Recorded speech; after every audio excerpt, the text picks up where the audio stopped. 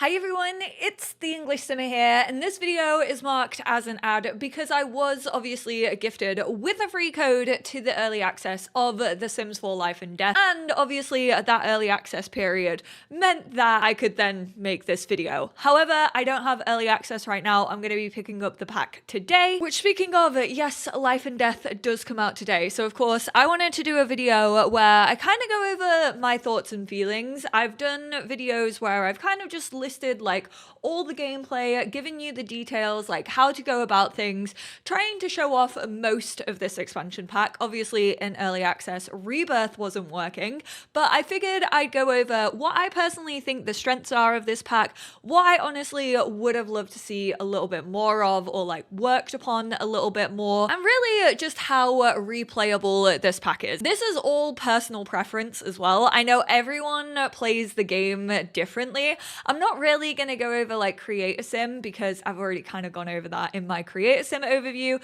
I also, not gonna lie, completely blocked out build and buy mode this time around. Griffey has a build and buy overview. I also know James Turner has a build and buy overview. So I would suggest those two if you're interested in learning more about like build and buy and what's included in Life and Death.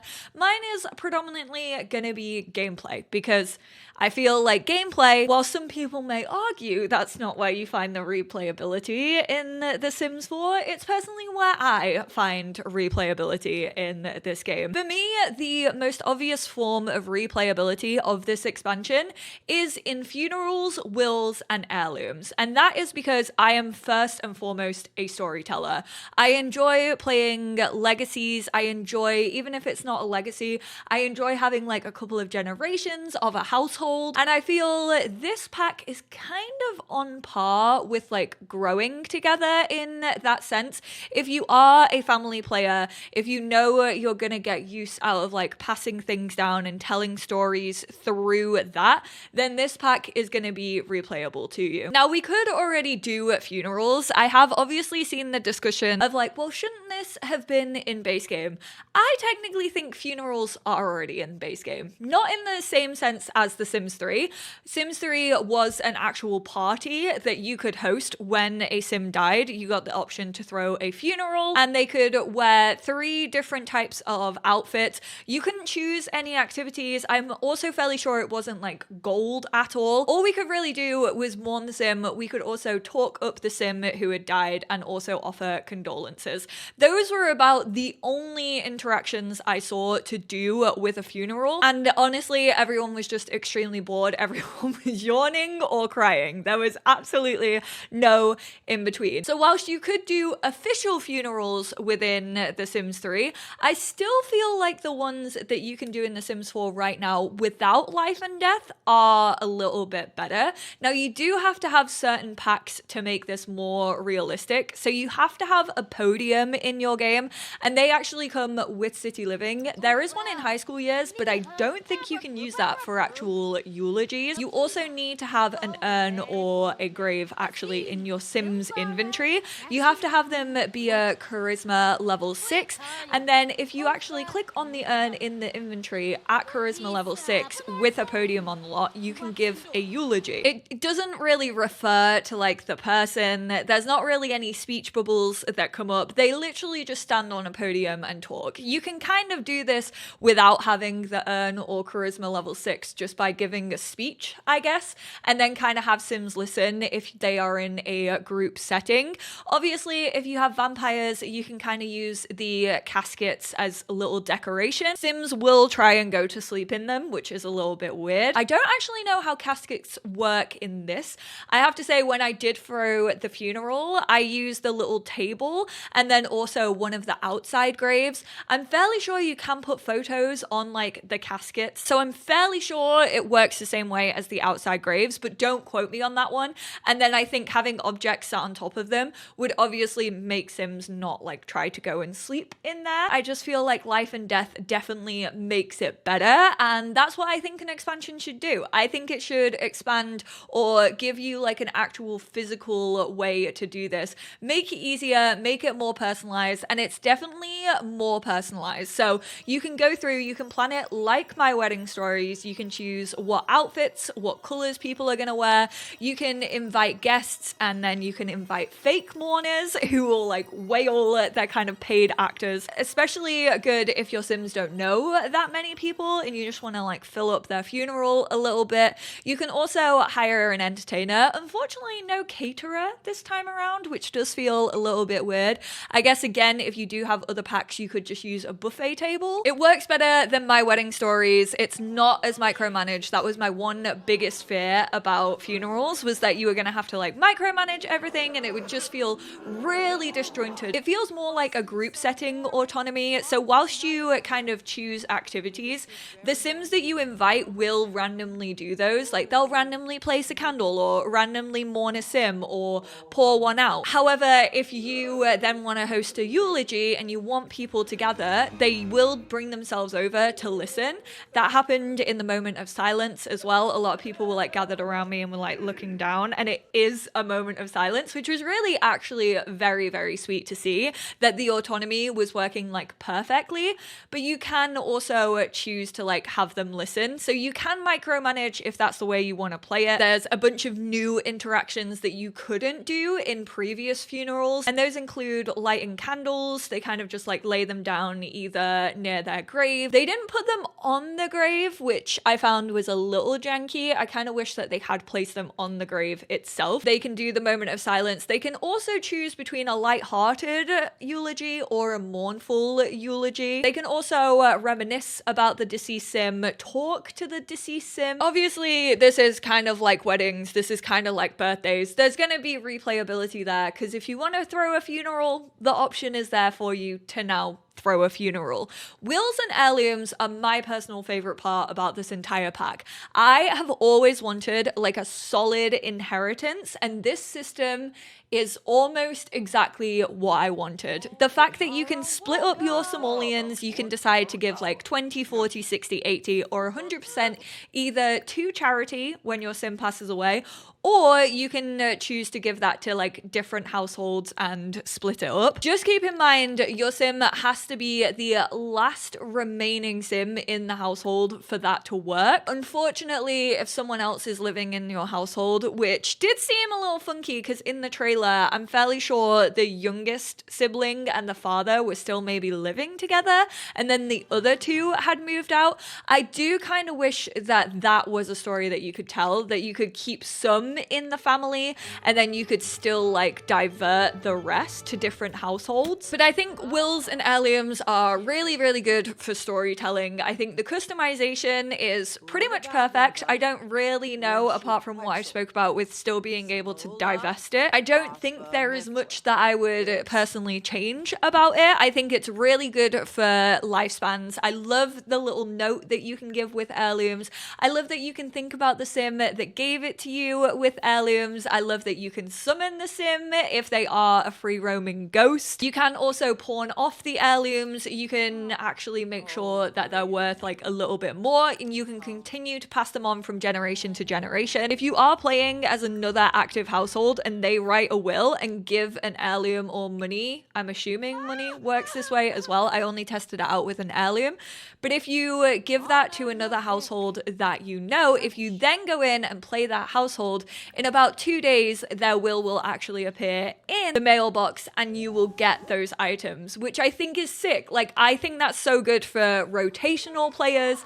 I really do think that that is probably where I'm going to get my most replayability out of this pack. I know I'm going to be using the heirlooms and will system so often. However, I do kind of wish there was a couple more like jumping off sections for drama. I wish there was a little bit more consequence. I didn't play with this too much, so this might be something that actually does exist with the game and I just didn't like explore it to its full capacity because I obviously had the whole pack to try and like focus on and make a video out of, so I didn't want to spend too much time. I actually had my Sim pawn off an heirloom and they did get a negative sentiment. However, it wasn't with the ghost of the Sim who gave it to us, which I assumed it would be, kind of like beef of like, I can't believe I left this gorgeous heirloom to you and you've sold it. It was actually with her brother, who was like, I can't believe a family heirloom has been sold. One, it wasn't his heirloom, it was the sim who sold it.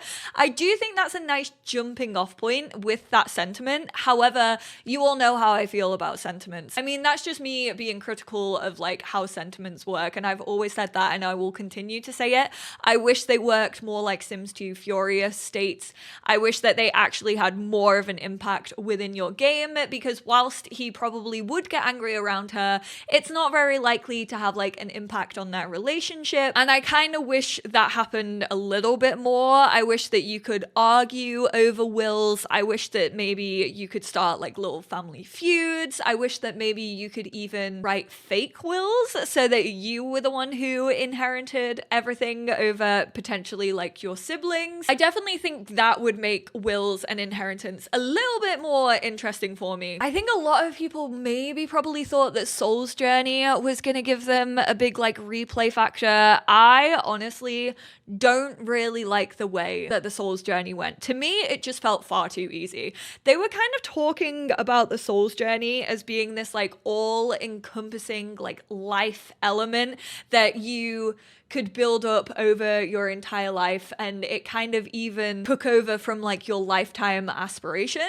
That is not the case. That is not realistic. I was playing this and I completed one aspiration. I probably completed maybe 4, 5, 6, let's say a handful of bucket list targets, and then probably also a couple of wants, but I wasn't really paying attention to the wants and whims. And I managed to complete my Sims Soul Journey while she was still a young adult. Not even gonna lie, probably a week, 2 weeks, absolutely maximum, because I don't think I got past playing 2 weeks in this household, and I managed to complete it through to Rebirth. So while she was alive, I managed to do everything, and that just feels far too easy for me.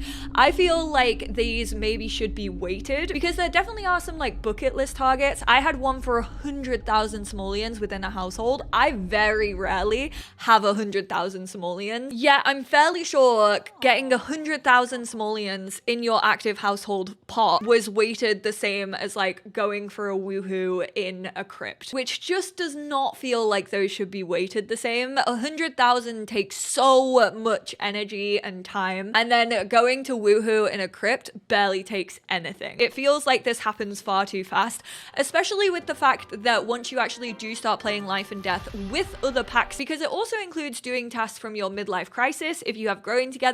It also includes New Year's resolutions. So with those things on top of already your aspiration, your bucket list, and your whims going towards it, it's going to go up even faster. And in my opinion, it was already too fast. I think they should be weighted. I think you shouldn't get as many points as you do get for your Soul's Journey. I think it should be an overarching thing. I don't think every sim ever should be able to complete their Soul's Journey and have the opportunity to Rebirth, especially because it is quite overpowered. It gives you rewards for extra satisfaction points, skill gain, career performance, discount on online purchases, extended life, additional heirlooms, finally Rebirth, and then if you go into unfinished business as a ghost, also the burning soul. And that just feels far too OP for something that you can do so easily. I don't know if everyone will agree with me, but if you are picking up this pack and do have experience playing with the Soul's Journey, if you could come back to this video and let me know how you feel about it, I would love to hear your feedback. Speaking my truth, I kind of prefer the bucket list to like the regular historical aspirations that we've now got in The Sims 4. I just feel like aspirations over time have become more and more tutorial-y. They don't feel like a challenge. They don't really feel like you have to hit these like super hard goals. They just feel like, oh, go here, do this, explore the pack. However, the bucket list one, sometimes it can feel really random. If you just choose from like a category, it's meant to be based off like your Sims traits, and sometimes it doesn't doesn't feel that way. Sometimes it's just like, go get married, and it's like, cool.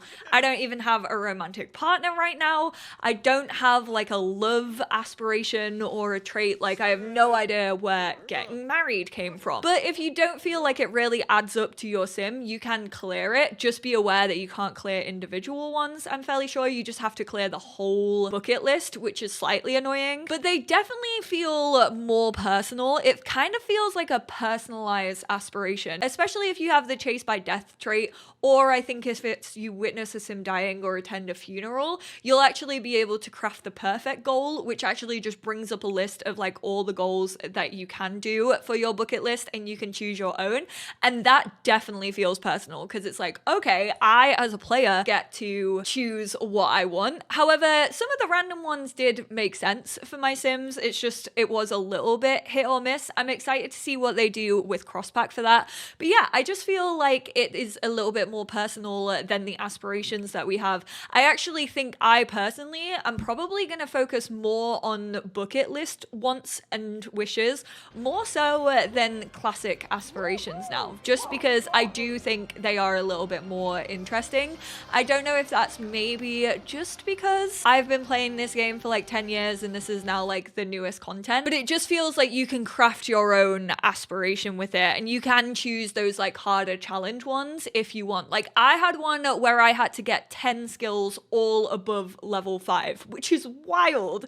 I feel like we don't have challenges like that in The Sims 4 barely ever. I gotta say, I was kind of expecting grief to be a lot better than it is. I was expecting grief to kind of be a little realistic. I feel like recently, especially with maybe the dynamics are making me feel this way, the dynamics do feel quite real, and they actually also have an effect on like how your sim approaches things, the kind of activities that they do with other sims, the kind of things that they talk about, if they even do talk to each other, which I think is really, really cool. And I think I was expecting grief to do that. However, grief just fully turns your emotions on, which if you know me, you know that I have beef with the emotion system in The Sims 4 anyway. I think it's messy. I think a lot of emotions knock each other out. I feel like you cannot tell a story purely just using the emotion system, because other things override and it's just not noticeable whatsoever. It just becomes a,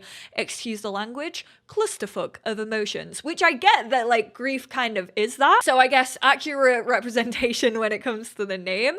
But there are 4 different types of grief. There's one that makes your sim bored. There's one that makes your sim sad. There's one that makes your sim confident. I think the other one is angry. However, they do just affect emotions. They don't affect the way that your like sim acts. And it is kind of like a midlife crisis. It kind of encourages you to do a bunch of like inspirational stuff, like go cook, go make drinks, paint, like make music, play guitar, to then obviously decrease the amount of time that your sim is going through the grief process. But you don't even notice the grief process really happening. I much would have preferred it if, for example, the boredom one actually made it so your sim really didn't have an interest in doing anything. Maybe they just napped an awful lot and it felt like the grief was kind of playing the game for you, and then you had to like play against it. I think that definitely would have added a bit more of a challenge, and it would have felt like it was actually doing something. Whereas a lot of the time, the boredom was being knocked down by a bunch of other emotions, and even when she was bored, she was still able to do everything. Like, I wish maybe if a teenager was going through boredom,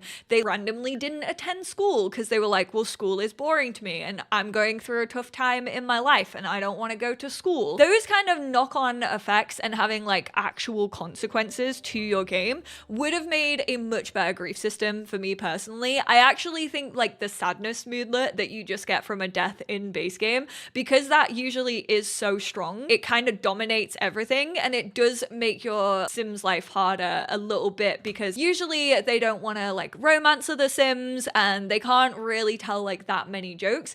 I feel like that actually has a slight more effect than these new versions. And after a couple of days, it said that my grief passed, and I was like, okay, cool. I bet barely did any of the activities that it told me to do. I maybe went to like one grief therapy session, but that wasn't even like a pop-up that you get in Lovestruck. It was literally just a rabbit hole thing that kind of decreased the moodlet by a certain number of hours. I really didn't put any effort into overcoming my grief, and in a couple of days, all of them had overcome it. The Reaper career at the end of the day is just a career. It works like the get to work careers. However, I do find that it is varied enough. There's like different tasks for you to actually partake in throughout the days. Like sometimes you'll have to face an emergency, other times you'll have to like investigate the body. So whilst I don't really think it adds replayability, I do think there is replayability in the career itself. I got to, I think, level 8 and I still wasn't bored. For you occult players, I did want to obviously mention the ghost powers. I do think this has replayability if you are a big occult fan in The Sims 4. I feel like you're going to get a lot of use out of the world itself. There are ghosts roaming around in Morning Vale. It's also like very spooky, very derelict. Even like build and buy mode I think is quite good for occult players. Create a Sim also I feel like hits the mark that Vampires and Realm of Magic kind of missed the mark on. However, when it comes to the ghost powers, I have to say I wasn't floored by the ghost powers, but I feel like a lot of the skill trees are the same when it comes to occults. Vampires are actually my favorite because I do feel like you can have different types of vampires, and that is also replicated in ghosts. So you can kind of have like an evil ghost, and then you can also have a good ghost. And if you reach the top of either of those, you do actually get something unlocked that allows you to put a curse on the evil side on living Sims and things just don't go right for them, which I haven't played around with yet, and I'm actually excited to unlock that. It also unlocks like a secret mark of evil tattoo, and then on the good side, I can't remember what the good version does. It probably brings like luck to a Sim. I definitely want to test those out to see how they actually affect gameplay for those Sims. I do like that a lot of the kind of ghost magic that ghosts can do can affect the living Sims. So if you go a bit more evil, you can cause a mess, you can scare them, you can obviously take money from them. Whereas on the good side, you can give them really like peaceful dreams at night, you can inspire them, you can make them feel like happy within themselves, you can clean things and fix things up for them. I do kind of wish, and I always say this when it comes to kind of any sort of magic in The Sims 4, that they just pushed it a little bit further, because there is a good one where you can actually add to a Sim's lifespan, and there's an evil one where you can suck the life out of someone. However, it's not what you're thinking. Like, it's not as dangerous as you think, and I kind of wish that it was.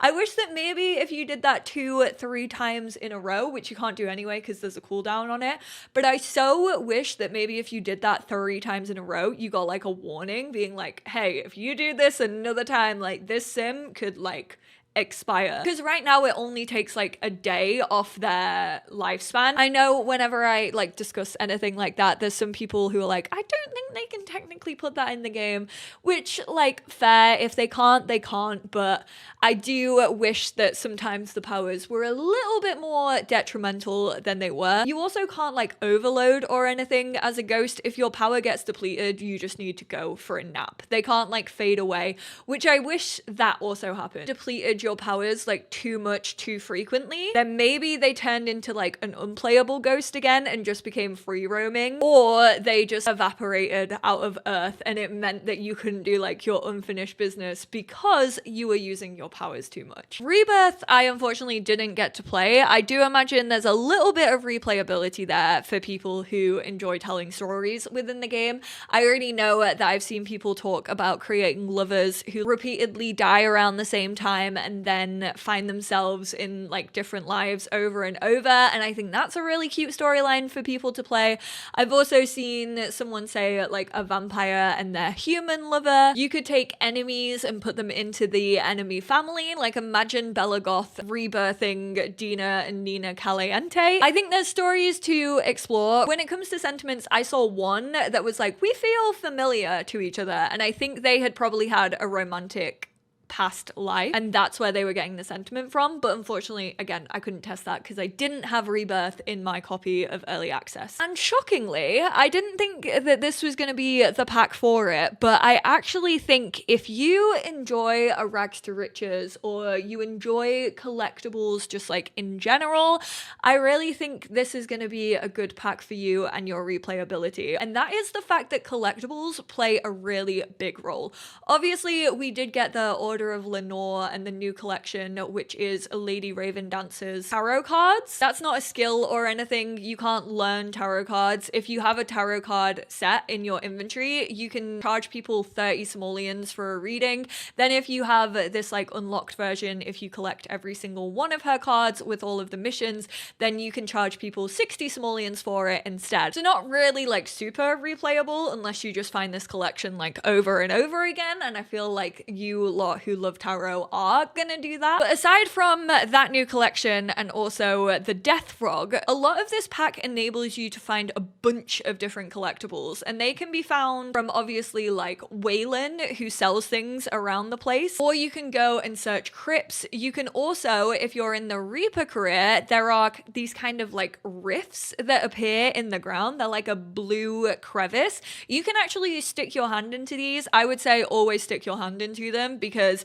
all you get is like either a singed emotion or like a happy emotion for finding something, but you'll always pull out a collectible. You can also get collectibles from crows. They can gift you stuff. They pretty much work the same way as the birds and the rabbits that we have in cottage living. But then also, like at the festivals, there's always a collection person. So they're dressed up like a scout and they'll just kind of like hang out by this little like wooden signpost, and they'll actually buy collectibles off you. I can't remember if they buy them off you for like a slightly higher price, but if you like doing maybe an extreme rags to riches where you refuse to sell stuff from your inventory and you have to like sell it on a selling table, I feel like this is now quite good because you can just save up all your collectibles in your inventory, and then once they actually appear at a festival, you can just go visit them and sell your stuff to them. And you can also sell things, I'm fairly sure, to Waylon. He will also buy souls off you as well. I've seen a lot of people say that a lot of the gameplay is tied to the new world, which is accurate, but I think in The Sims 4, the fact that like free movement exists and you can just kind of go visit like any world, it kind of makes sense. I do maybe wish that like the casket discount, like little market, was maybe available also in base game, maybe in the parks every so often, like every couple of days, maybe he would spawn under a tree at the base game worlds. But it's definitely not the end of the world to me that a lot of the stuff actually happens within Ravenwood, because I feel like it makes sense.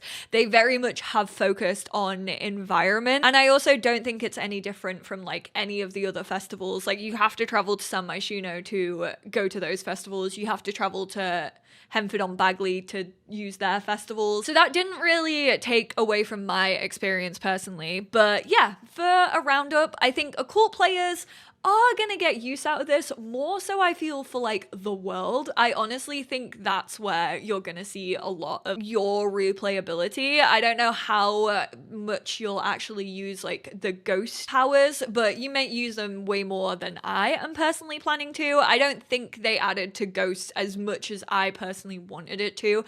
I kind of wanted like the way in which your ghost died to have more of an effect on their powers and just like give different versions of powers, and I think that could have been a little bit more intriguing and kept me kind of coming back. Really, the only thing that feels different about them is the fact that they have unfinished business, which once again is super easy to finish, and then also the powers on the skill tree, but they're not the most fascinating to me. I definitely think rags to riches type players are gonna get enjoyment out of this, but I think the biggest replayability may come for like family and realism players, which is wild to say considering this is like life and death. I know a lot of people were concerned that like the life element wasn't really gonna have loads, and really it is like the soul's journey and like obviously the new jobs that apply to that.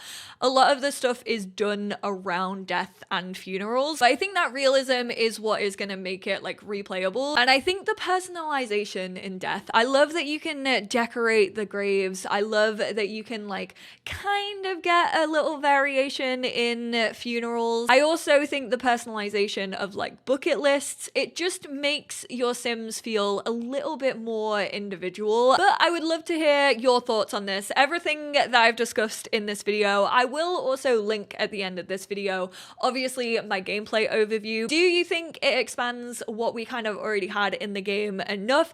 Are you interested in this pack? Are you not interested? Either or, I would really love to hear your thoughts. I would love to hear maybe what you would like to see done a little bit better from the things that I've discussed. I'm definitely most interested in how people feel about the Soul's Journey, because I don't know if I was the only one in early access who was feeling that. Not to sound like a pick-me, but I just can't get over the fact that it felt so easy when it was called a Soul's Journey. But I appreciate you all so much. I hope this video was helpful, and I will speak to you all in my next one.